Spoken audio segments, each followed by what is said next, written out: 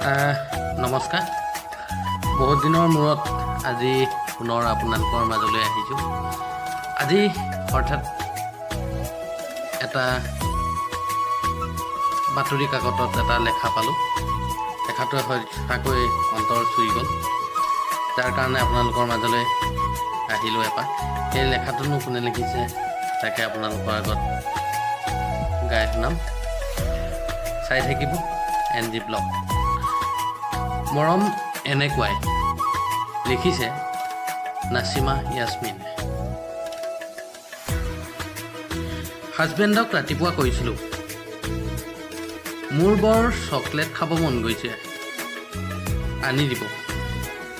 তেওঁ হাঁহি হাঁহি কৈছিল, চকলেট বাচ্চাবোৰে খায়। খং কৰি মাৰ ঘৰত গুচি আহিলোঁ। দেউতাক ক'লোঁ চকলেটৰ কথা। এঘণ্টাৰ পিছতে এগালমান চকলেট আনি দিছে দেউতাই।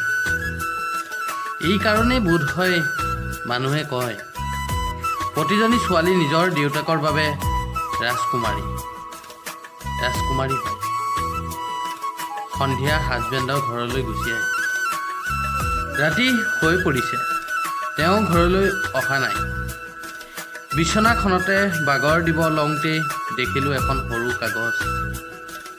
গোটা গোটা আখৰেৰে লিখা আছিল, তুমি এনেদৰে সৰু হৈয়ে থাকিবা, মৰম লাগে তোমাক। খং কৰিছা মোক, মোৰ ভাল লাগে তুমি খং কৰিবা। খং অভিমান যিমানেই বাঢ়িব, সম্পৰ্কটো সিমানেই মজবুত হৈ পৰিব। চাৰ্টত আহিবা দেই পোৱালি, অপেক্ষা কৰিম। এক দৌৰত গৈ চাৰ্ট পালোগৈ। পাগলাটোৱে ধুনীয়াকৈ সজাই ৰাখিছে। গোলাপ ফুলৰ বুকেট এটা লৈ ৰৈ আছে। টেবুলখনত চকলেটৰ হিচাপ নাই। সঠিক জীৱন সংগী পালে।